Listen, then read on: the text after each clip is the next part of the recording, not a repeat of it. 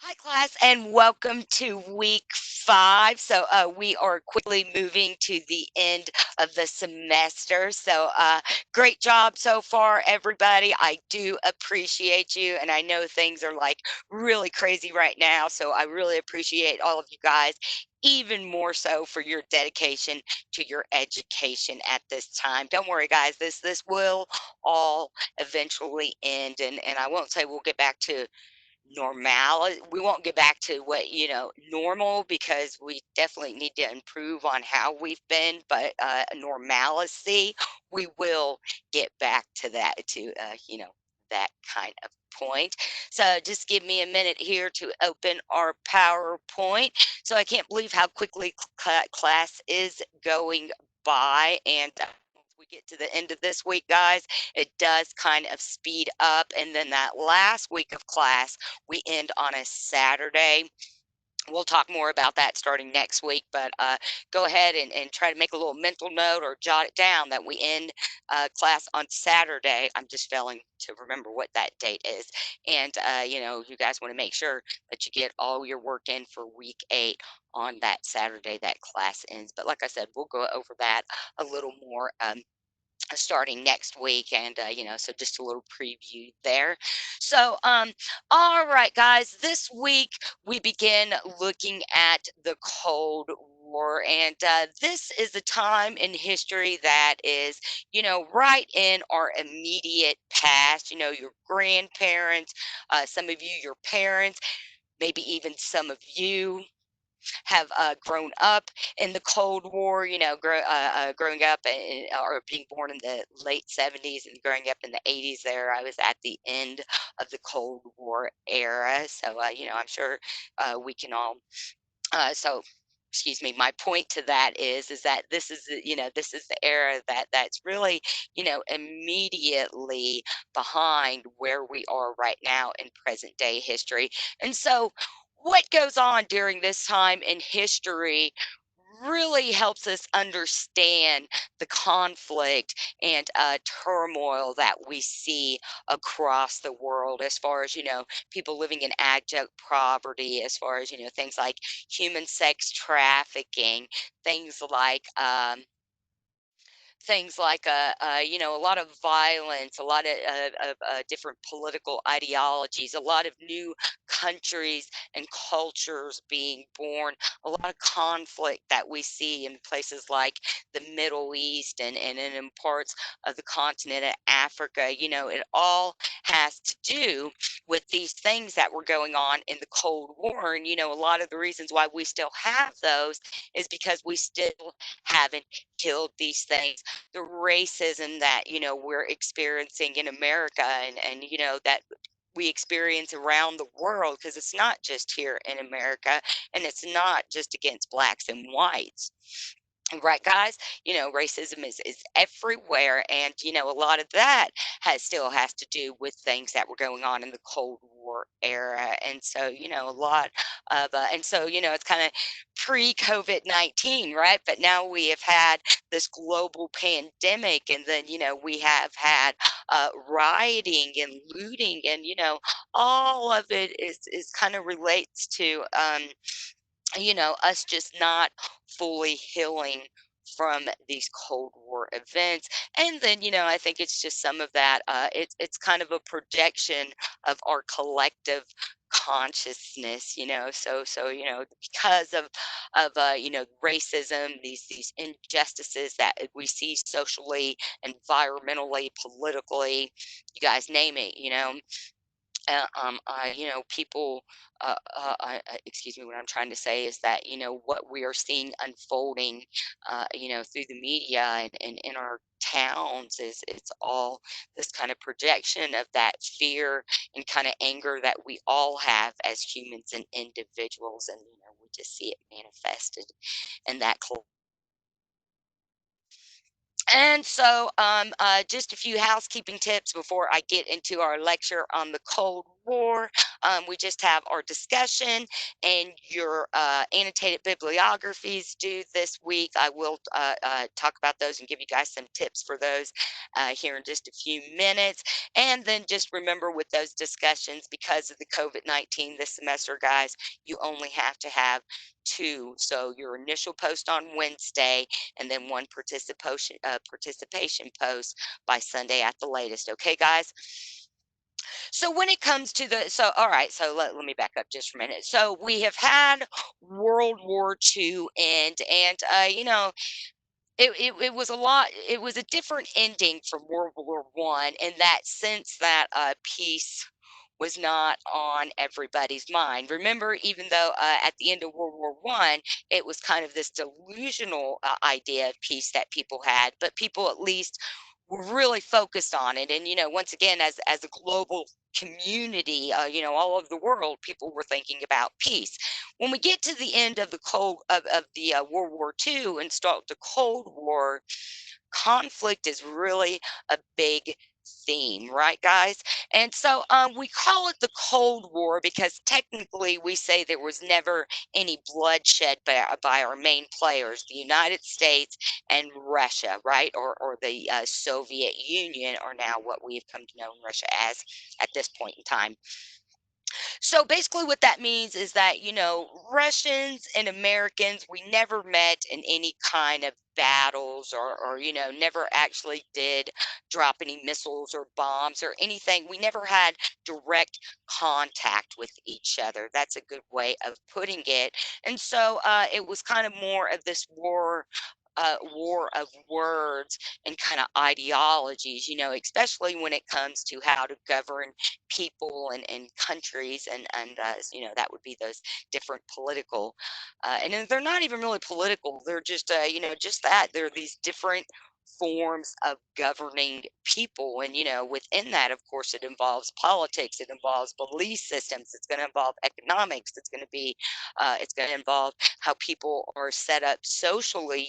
All that falls under those main governmental ideologies. And then, of course, capitalism and communism are the two ways of governing people that took the front stage during the Cold War. And that's important to remember because we have to realize that, when it comes to being human, and looking across the globe, these are not the only two ways that people have came up with how to live together with other people, how to manage their resources. Capitalism and communism are only two ways of doing that. We have things like tribalism, there are things like chiefdoms, there are socialism, there are more there's still you know cultures that have more of those band-like societies. So they're kind of the smaller hunting and gathering type of societies. And, all of that relates to how those people engage each other and get along. And, we don't get along when we're fighting with each other.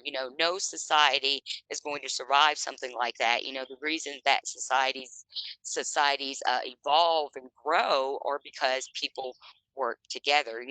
That's why we have evolved in society to be here now in the 21st century, because people got along in the past. And so bring this back to the Cold War. This is what I'm saying.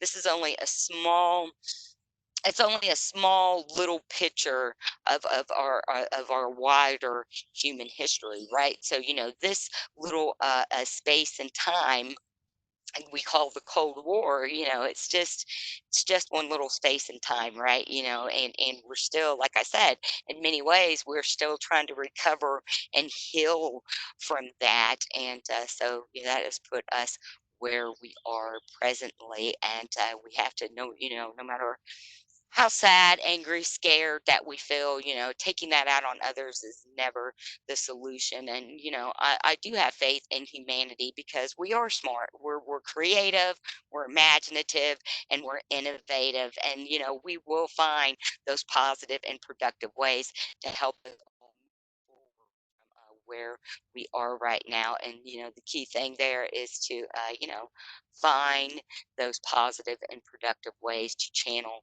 those negative energies because it's okay to be angry. It's just not okay to take it out on other people, if that makes sense.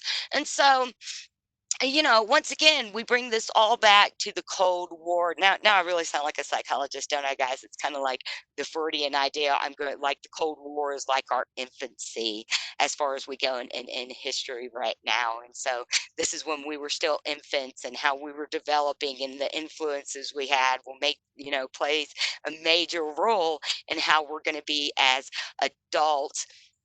And in many ways, there are many psychologists that believe, as a culture, as an American culture, and even as a species as a whole, we are very much at an adolescent stage of development.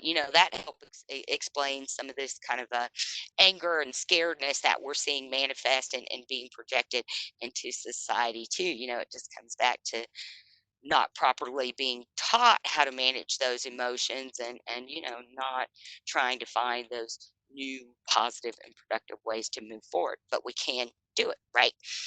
And so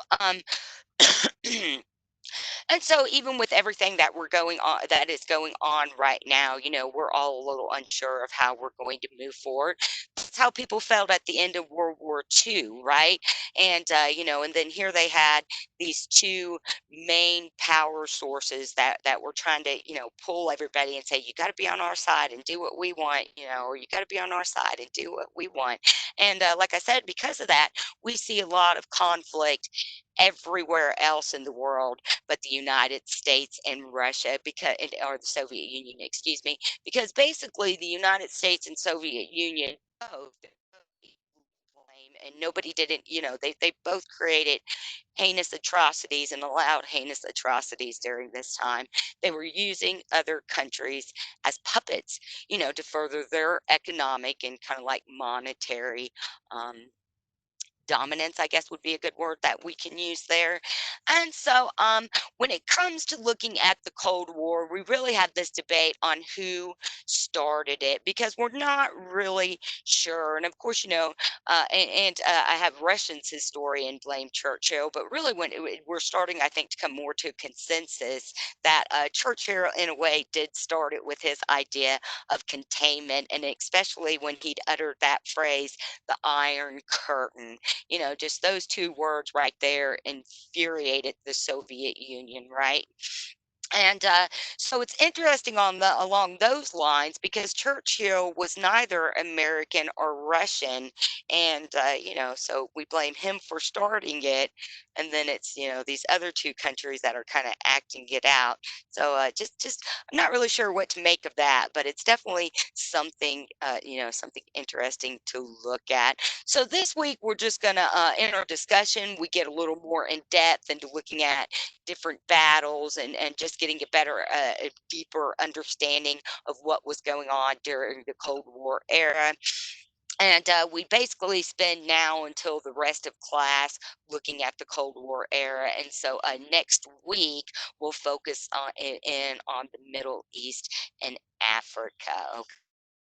So, like I said, it was Winston Churchill at Westminster College in Missouri who first uttered that when it was the first time that phrase, the Iron Curtain, and the idea of shutting down the Soviets' control in Europe and around the world was uttered.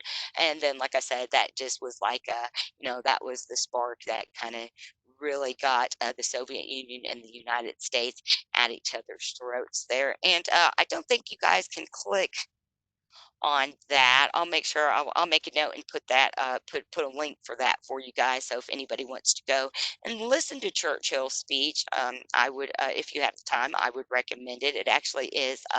It's a pretty interesting speech. It's kind of a little gargly though, and he's kind of got his British accent, and so it may be a little hard to understand. But I think for the most part, you get the main sense of what he's saying, and can kind of get that sense of what people were thinking and what they were going through at that time. And then also don't forget that propaganda is always used, right?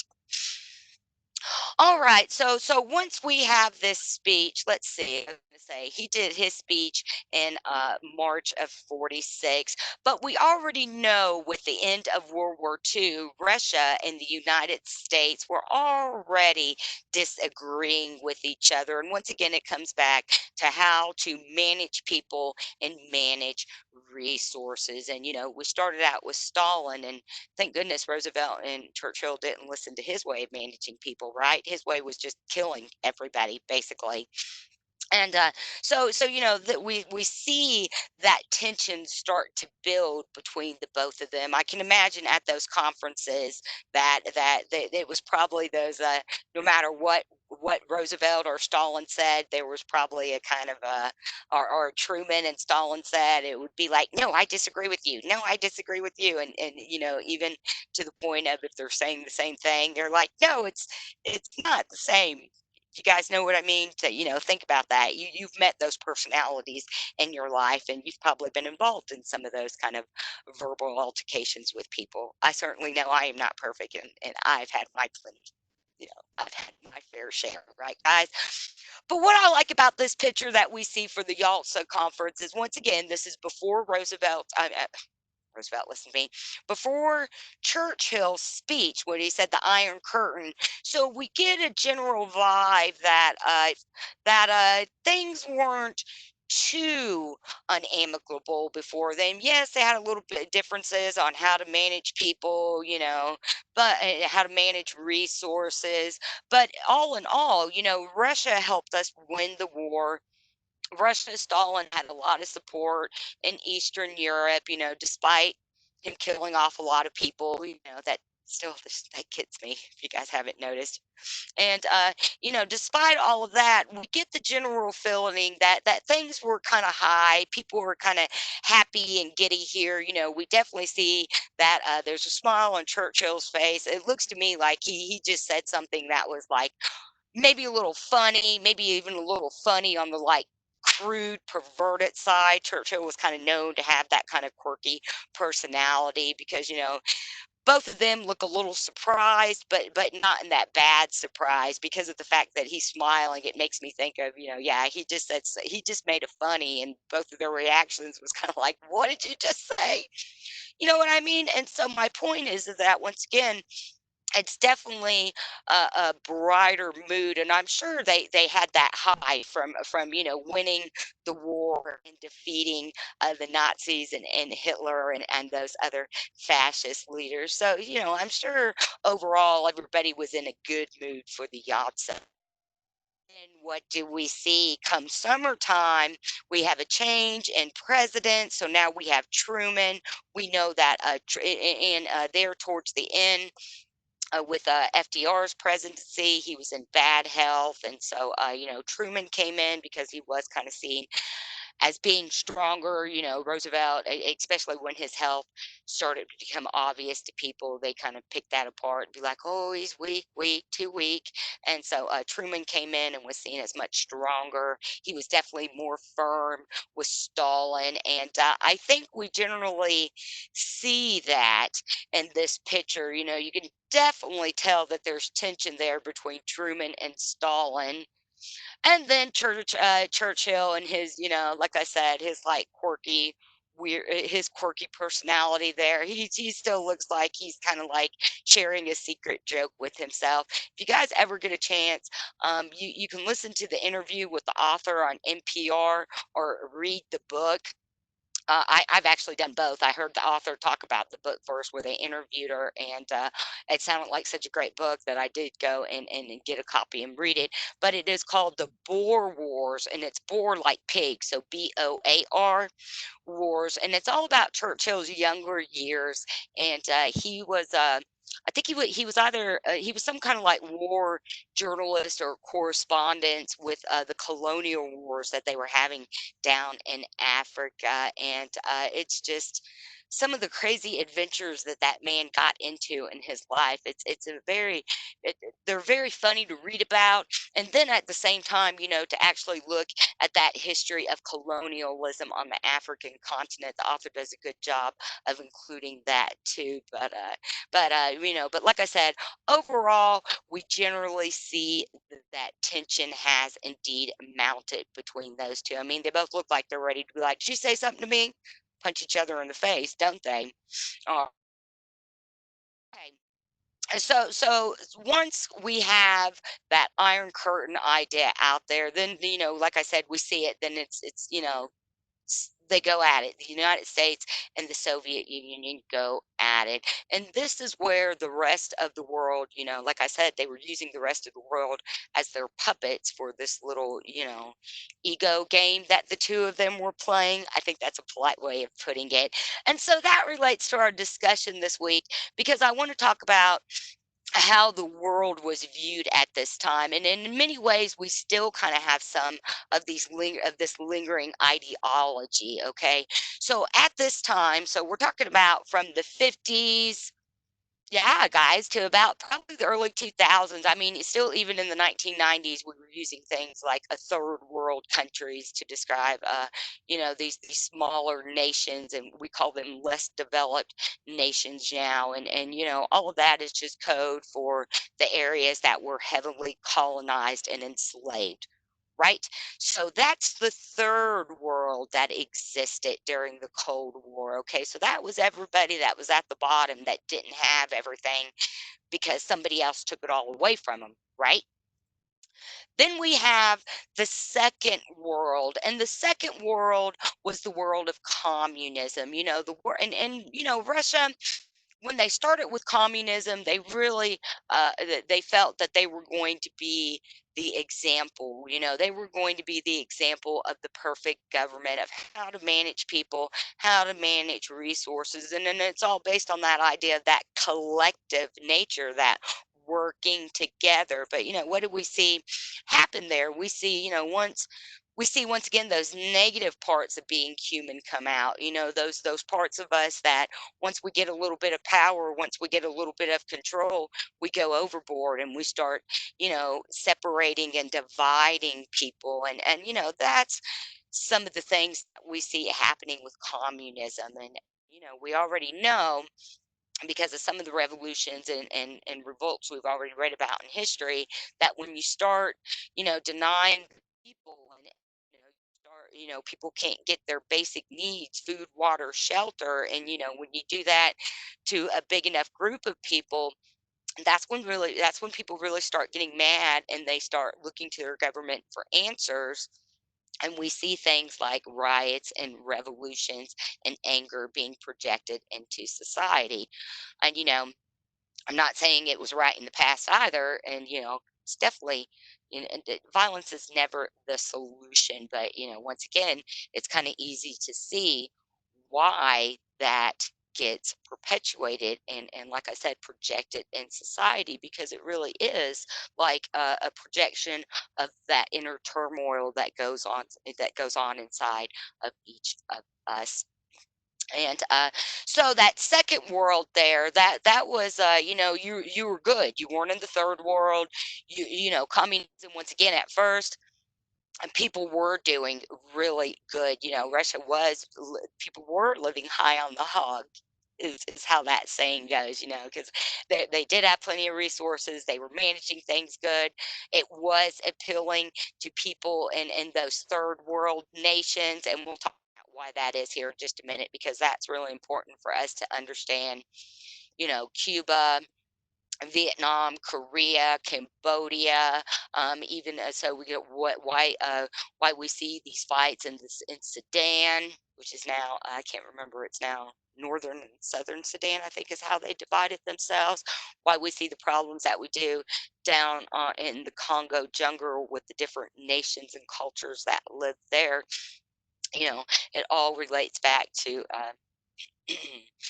this choice of having to live in the second world or the first world, really. And so that second world there was more of this collective, everybody works together, and therefore everybody prospers. prospers, your country prospers.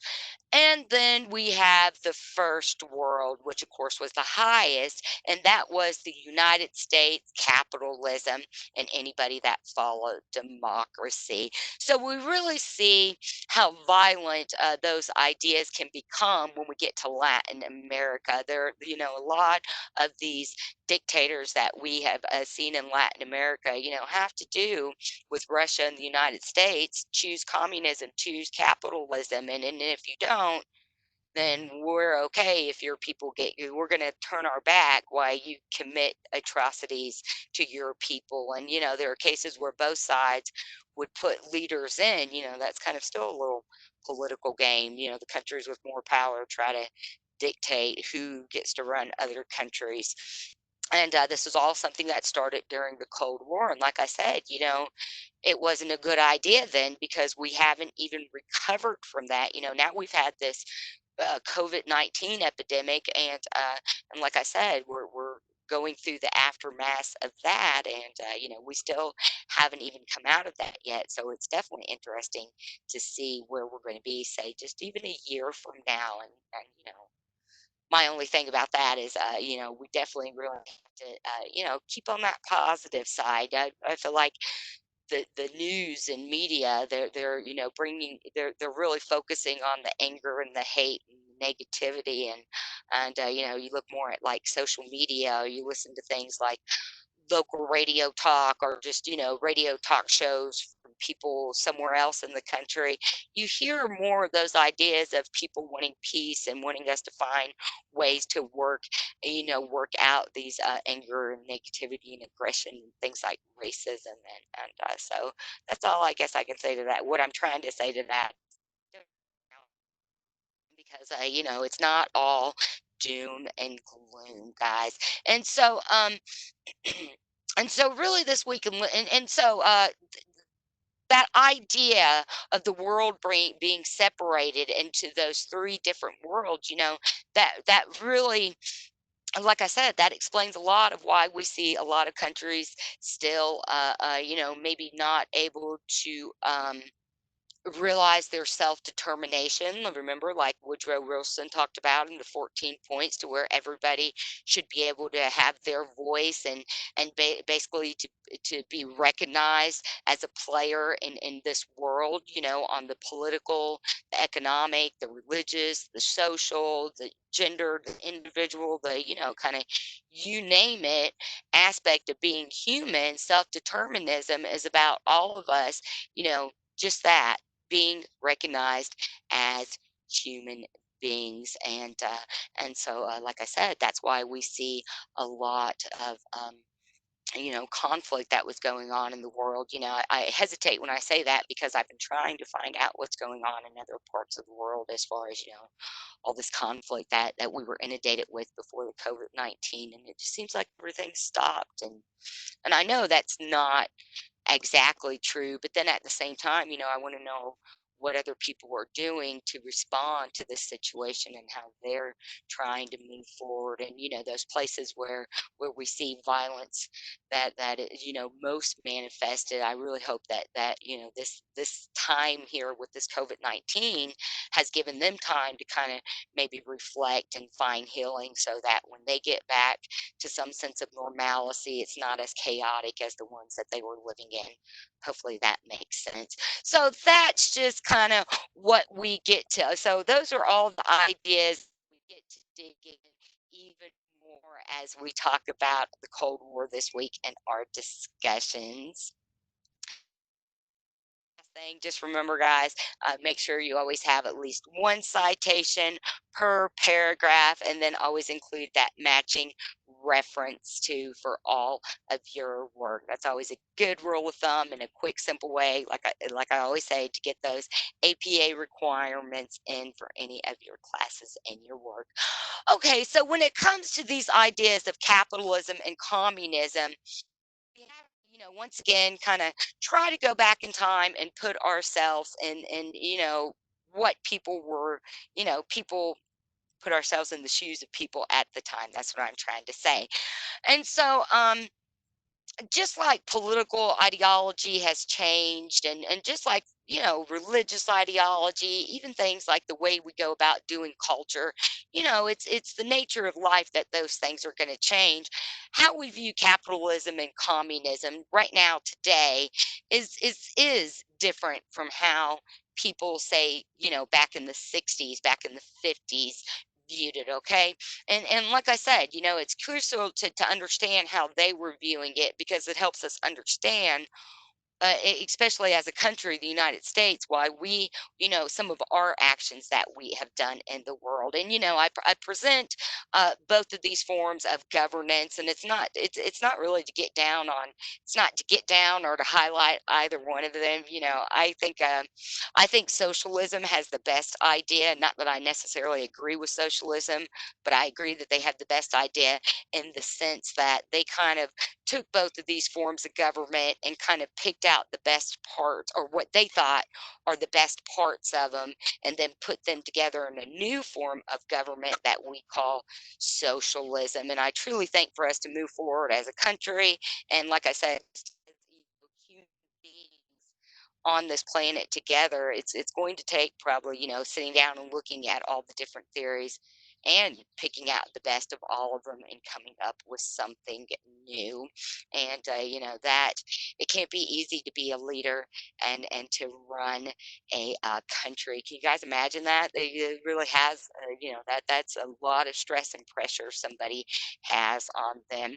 And so maybe it's time for us to consider, like, I don't want to sound like I'm being an anarchist or anything. I'm just trying to like expand our minds and help us really understand what these ideas mean.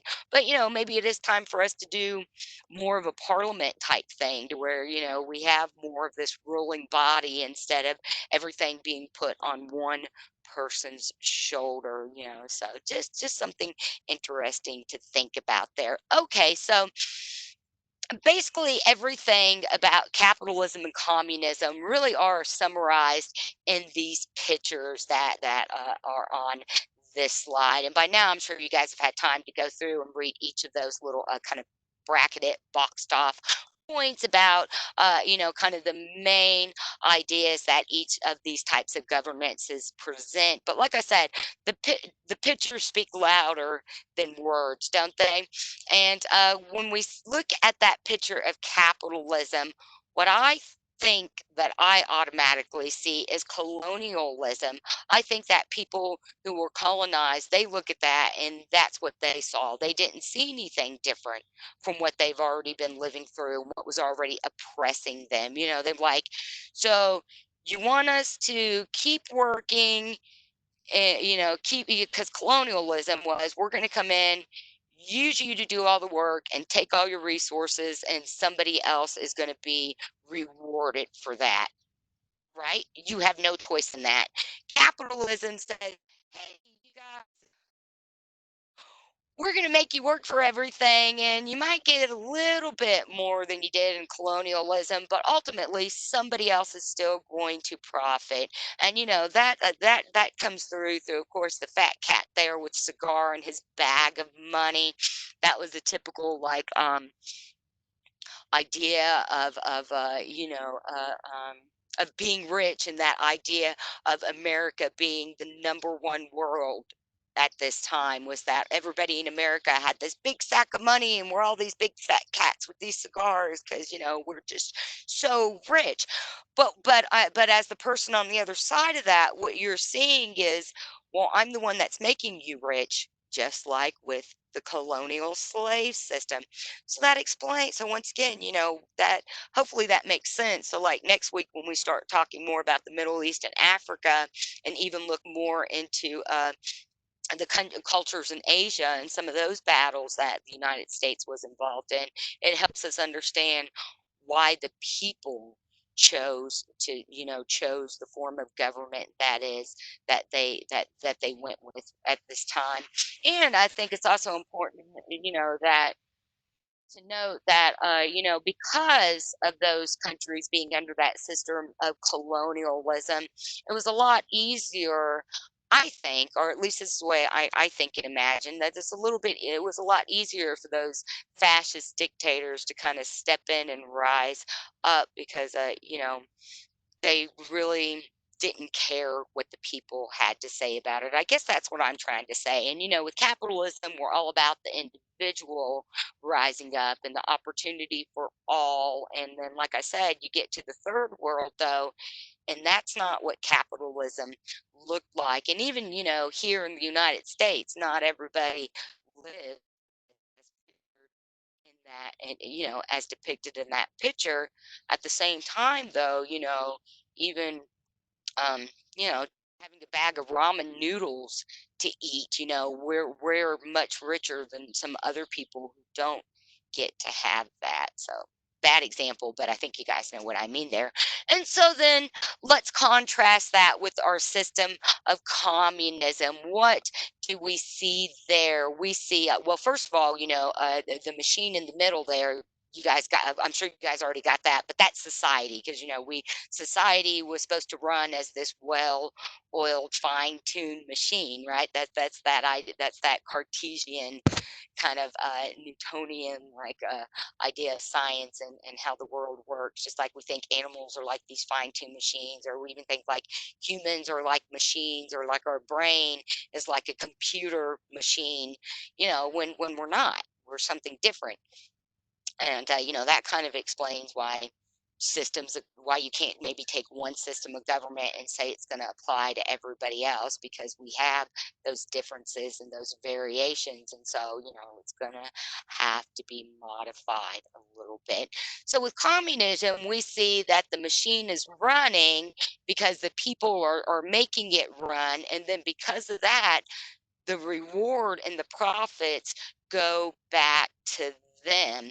And in many ways, at the same time too, I think communism is more closely related to tribalism and not even chiefdoms. Yeah, tribalism, in the sense that tribalism is a form of government to where it's just that people live in small groups, but it doesn't matter the size of their group. The idea is that they all work together. That governments were set up to take care of people. Kind of a little bit of anthropology thrown into history, guys. And different people have different forms of government. We kind of call that, we call it social cultural evolution in cultural anthropology. 'Cause you have, like, bands, chiefdoms, tribes, and then you have egalitarian societies, which would be like us, where we have different classes and people intermingling. But my point is that everybody has, we have these different forms of government, based on our diversity and our variation and kind of our environments and things like that. And,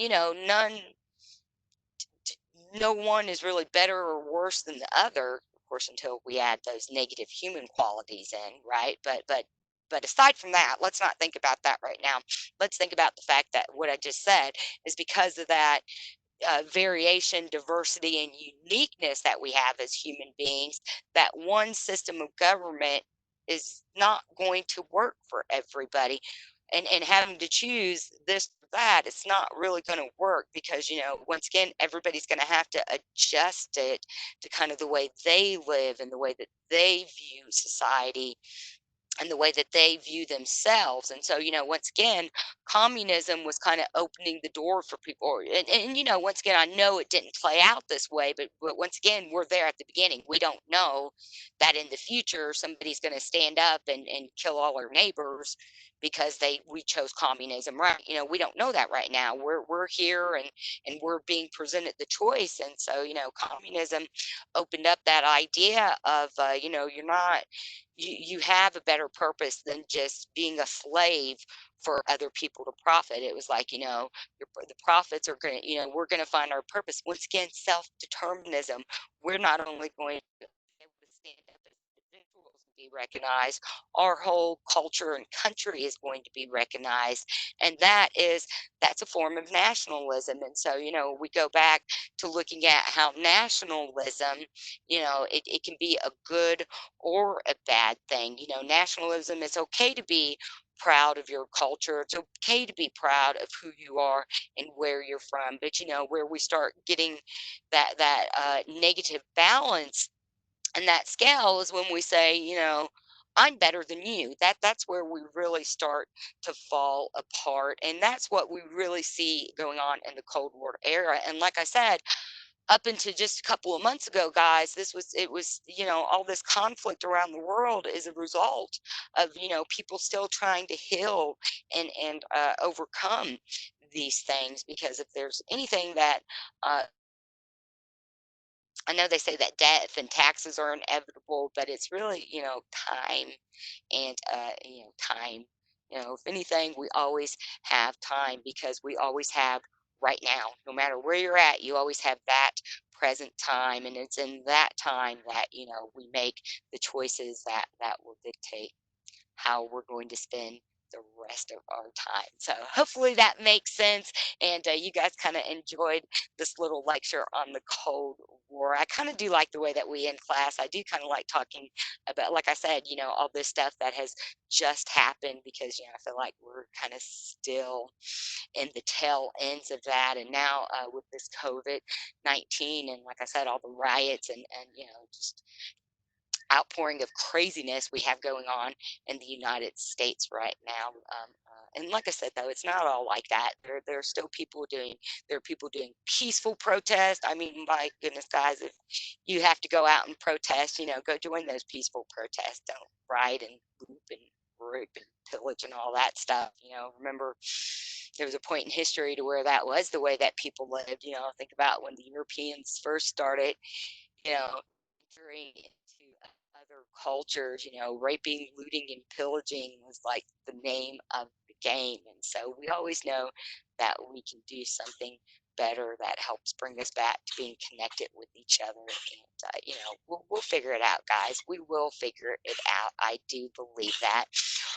All right, guys. So for your annotated bibliography this week, you want to try to find 8 scholarly sources. Try to find primary sources because as I said in one of the other lectures, we have primary and secondary sources. Sorry, one of my little goats is choking. She's coughing to make sure she's not choking. So they like chew up like cows cud, so they chew their stuff back up. And sometimes it gets stuck. But those primary and secondary sources, your primary sources are going to be ones that are written at that time. So let's say if you're going to write about Churchill, okay? You would probably like his speech would be a primary source because that was written at his time. That was indeed written by him. So, that's from the horse's mouth right there, right? So that's a primary source. That book I was talking about, the Boer Wars, that would be a secondary source because somebody else was writing about his life and his times, where she didn't live through any of that. So that's a good way. Primary sources they're going to be written during that time. They're going to be written, by the people of that time. And then those secondary sources are going to be kind of those analysis afterwards, like all the discussions and stuff that we do in classes. Those are all secondary sources because we're analyzing these events. So hopefully that makes sense. So when it comes to the annotated bibliography, a good way to think about how it's constructed is that it is a reference page with a paragraph that explains what the source is about. Okay, so basically, in explaining for what that source is about, we have a parameters to frame it around, so that everybody's kind of always talking about the same types of information. I hope that makes sense. So for for the most part, you're always going to talk about the main purposes of that source. You're always going to talk about how it relates to what you're writing about. You're going to talk about, what were the author's evidence? Conclusion or observations. You're going to talk about what did that piece of work make you think about.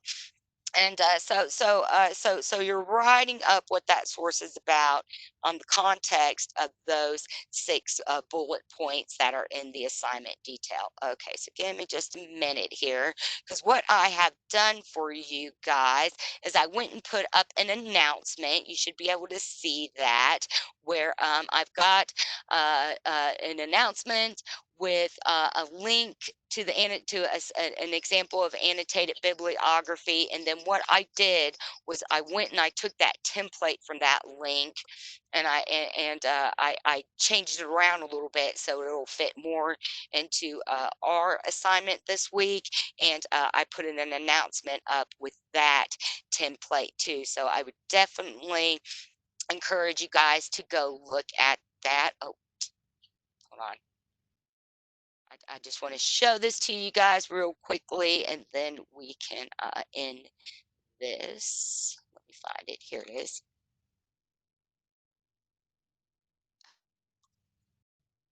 Sorry, guys. Just a second, please. Share content. Where? Oh, there it is. Okay. All right.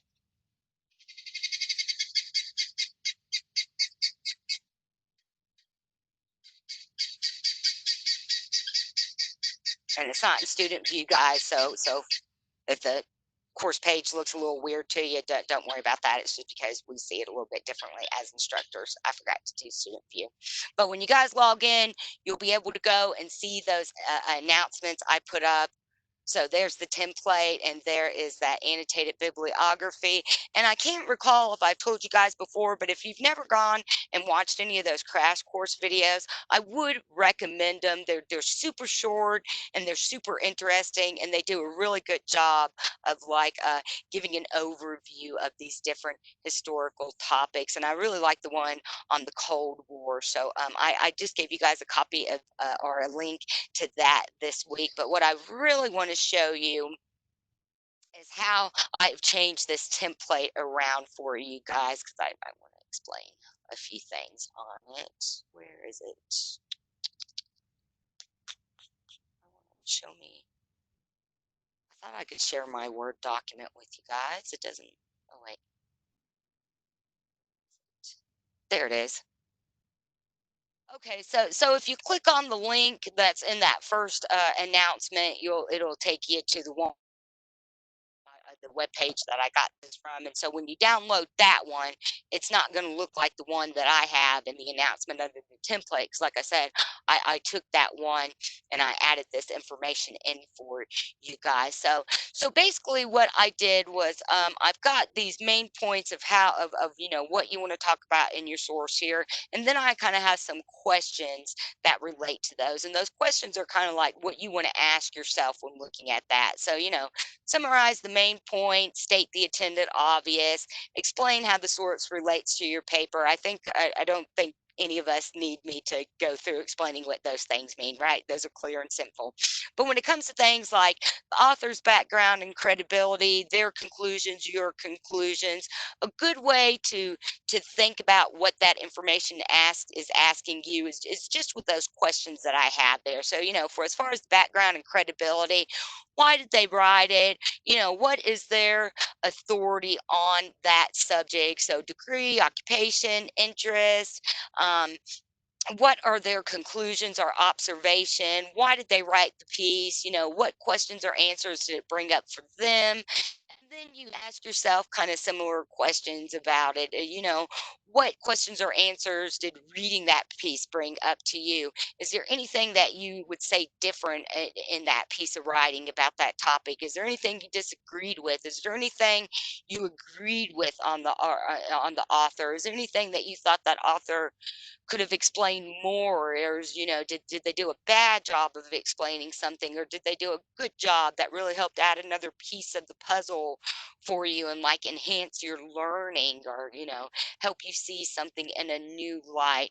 So just by like kind of asking yourself questions like that, it's a way to help you come up with those statements for how you want to write about that particular point. So I hope that this helps you guys out. And of course, as always, if you guys need anything, please don't hesitate to reach out to me. Like I said, you guys are doing awesome in class. I appreciate, excuse me, all of you. Keep up the great work, guys, and I'll see you in class. Thanks, guys. Bye.